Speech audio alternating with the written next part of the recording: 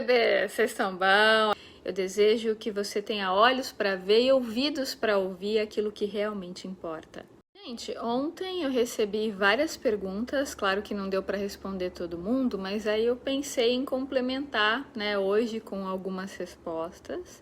Então eu dei um print, porque as perguntas somem, né, depois de 24 horas, eu dei um print em algumas questões para poder responder para vocês hoje. Uma das perguntas que eu recebi foi como lidar com o sentimento de ciúme. Eu até tenho um vídeo sobre isso, recomendo que vocês assistam. Mas basicamente o ciumento, ele tem muito medo de perder, é como se ele tivesse certeza absoluta que ele vai ser abandonado, né? Então ele está o tempo todo lidando contra esse medo de perder, contra esse medo da escassez.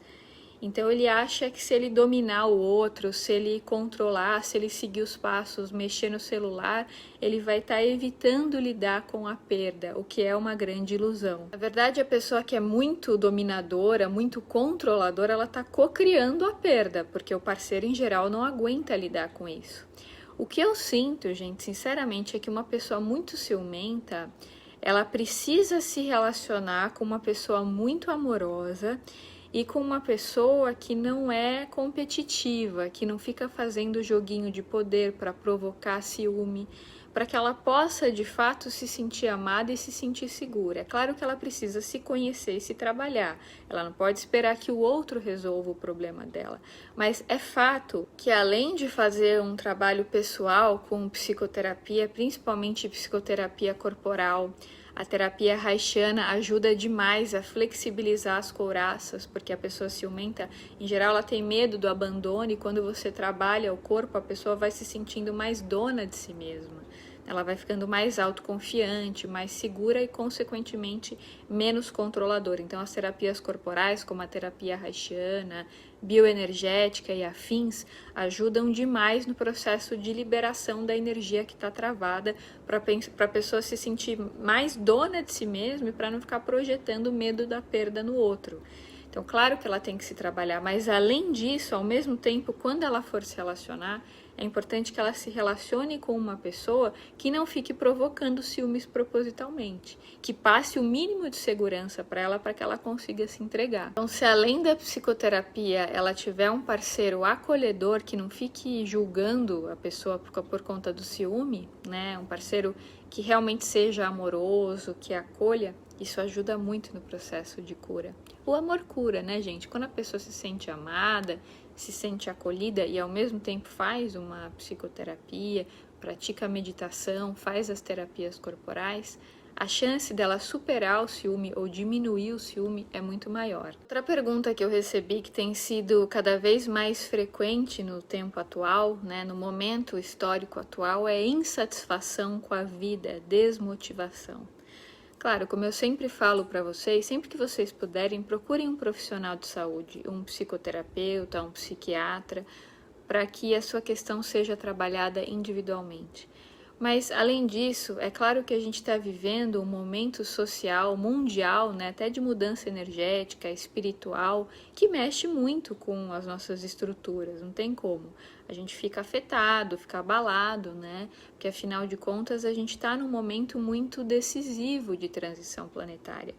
Então, é claro que a maioria das pessoas fica emocionalmente muito mobilizada por conta disso. Como a gente está num planeta que ainda é de provas e expiações, a gente aprende muito pela dualidade, pelo contraste, né? Então, quanto mais difícil o momento, quanto maior é a adversidade, por outro lado, maior é a oportunidade que a gente está tendo de expansão da luz. Quanto maior a sombra, maior a oportunidade de crescimento da luz. Lembra que os opostos se tocam? Lembra da lei hermética, a lei da polaridade? Tem aqui nos destaques para quem perdeu. Então, quanto mais difícil é o desafio, né, mais a gente está tendo uma oportunidade de crescimento e de aprendizado. Em geral, quando a gente está insatisfeito com a vida, é porque a gente tinha algum tipo de idealização, de expectativa em relação à vida que foi frustrada, né? Quando a gente aprende a viver o momento sem expectativa, a se entregar ao momento presente, a gente vai se conectando cada vez mais com a energia amorosa. Porque o que traz perda de sentido, o que traz insatisfação, é o afastamento da nossa energia amorosa. Então, quando a gente está desconectado dessa energia, as coisas perdem a graça, não tem mais significado. Então, se tem a insatisfação, é sinal que a gente precisa resgatar a energia amorosa. Como é que a gente resgata a energia amorosa? Primeira coisa, através de meditações diárias, né? No pós-meditação, ou seja, terminou de meditar, naquele período que é o estado meditativo, você chama os seus mentores. Pede a presença dos seus mentores, faz com que eles tragam insights, intuições que podem vir através de sonhos, de sinais. Começa a expressar afeto pelas pessoas que você ama. Certamente tem na sua vida pessoas que são especiais para você, pessoas que você admira. Comece a elogiar essas pessoas. Em geral, quando a gente está insatisfeito, tem uma briga interna contra a vida por conta de uma expectativa frustrada. Quando a gente começa a se doar, ao invés de esperar receber, a gente coloca a energia amorosa em movimento e a nossa percepção da realidade começa a mudar. E fazer trabalho de doação, de caridade, seja para idosos, para animais, para crianças, qualquer trabalho que realize o seu coração, que você não faça por medo ou por culpa, mas pela alegria em se doar. Quando você se sente útil para outra pessoa, quando você faz algo que faz a diferença na vida de alguém, a vida ganha um novo sentido. Muito provavelmente você não vai mais achar a sua vida sem graça. A vida fica sem sentido quando a gente sente que a nossa existência não faz diferença. Mas quando você percebe que algo que você faz, que algo que você fala, toca o coração das pessoas, mobiliza pessoas, aí fica muito menos provável que a sua vida fique sem graça. Outra pergunta que me fizeram, que eu já respondi algumas vezes, mas como tem sempre gente nova chegando e a pergunta foi feita novamente, então eu vou repetir para quem ainda não ouviu, é como eu me comunico com os meus mentores. Então, tem o meu mentor pessoal, né, que eu me comunico através de intuição, no estado meditativo, através de sonhos, né, de sinais. Isso é uma coisa. Além disso, tem outro mentor que eu chamo de mentor amigo, que é o mentor de uma outra pessoa, não é o meu mentor pessoal, mas é um mentor que também ajuda no meu trabalho. Essa pessoa recebe esse espírito, é um espírito que transita entre a quarta e a quinta dimensão, e essa pessoa canaliza esse ser, né? E aí você pode me perguntar, mas como você sabe que é um espírito? Como é que você tem certeza? Claro, gente, as coisas que não podem ser provadas cientificamente, né, pelo intelecto, por pesquisa, a gente tem que sentir no coração. E eu sei a energia que eu fico, o nível de consciência, o nível de percepção que eu fico quando eu estou em consulta com esse mentor. É uma energia muito elevada. É muito engraçado porque quando ele chega, às vezes eu mal consigo falar, porque a energia é muito poderosa, é muito forte, é uma energia muito amorosa, é uma energia muito intensa. Então, por aí já é um sinal. E também porque praticamente 100% das coisas que ele vem me falando ao longo dos anos, eu estou vendo acontecer. Então ele fala que tal coisa vai acontecer, passa um tempo, muitas vezes não acontece imediatamente, às vezes demora 2, 3, 4 anos, mas acontece e eu vejo que ele estava certo. E aí é mais uma prova de que é real. Sempre que eu falo do mentor amigo, as pessoas, eu também quero um mentor amigo para eu me consultar, como é que eu faço? Esse mentor em especial, ele não atende o público, ele atende algumas pessoas próximas, tá? Então ele não faz mais atendimento em centro espírita, mas eu sei que tem alguns médiuns que recebem espíritos em centros espíritas e dão consulta. Então, se for do seu interesse, você pode procurar por isso.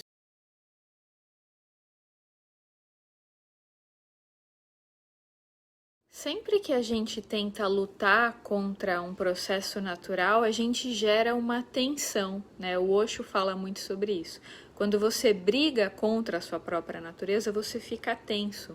E aí a gente vê aos montes, hoje em dia, pessoas que são idosas e que não aceitam a própria idade, elas não conseguiram se integrar com a própria criança interior e elas têm comportamento infantil, comportamento de adolescente. Eu não estou nem me referindo a vestimenta, nada disso. Estou me referindo a comportamento.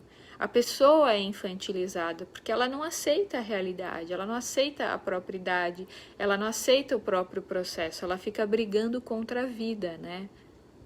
E aí o que eu sinto é que você precisa investigar as causas mais profundas, né, do medo de envelhecer. Por que você tem medo de envelhecer? Que é uma prática que a gente faz muito no Theta Healing, que é perguntar, qual o pior disso? E se você envelhecer? Em algum momento você vai envelhecer, espero, né? Se isso acontecer, qual que é o pior? Qual que é seu medo? Qual que é a crença matriz? É o medo da morte? É o medo da perda de colágeno? Né? É o medo de não ser aceita pela sociedade? O que está motivando esse medo? E aí, quando você investiga mais profundamente, você vai trabalhando as causas mais profundas dessa questão. Já vi caso de mulheres, tem o caso de uma atriz, né? Acho que é uma atriz italiana, que ela envelheceu e eu lembro que ela só queria ficar num quarto escuro, não queria gravar mais filme, não queria mais ser vista, porque a cobrança que existe para as mulheres em relação à aparência é gigantesca, né? A sociedade não aceita que uma mulher que foi um modelo de beleza na juventude tenha envelhecido, porque as pessoas se projetam e cobram dessa pessoa que ela repõe a mesmice de si mesma e não entende que o tempo passa para todo mundo, que isso é natural e que bom que passa, mas a sociedade cobra muito isso. Eu vejo muitas mulheres, né, que envelheceram na frente das câmeras e que se queixam dessa questão social, né? Mas eu acho, principalmente para nós mulheres, eu acho que a gente sofre muito menos com qualquer tipo de mudança com a passagem do tempo, quanto menos a gente se identifica com o corpo. Uma coisa é a gente cuidar do corpo, cuidar da alimentação, né, fazer atividade física, isso é uma coisa, isso é importante. Agora, quando existe um apego ao corpo, uma identificação com o corpo, quando você acha que você é o seu corpo e quando você não percebe que você está nesse corpo temporariamente para cumprir uma missão que é efêmera, quando você não compreende a efemeridade da vida e você deposita os seus valores naquilo que é transitório, o sofrimento é muito maior.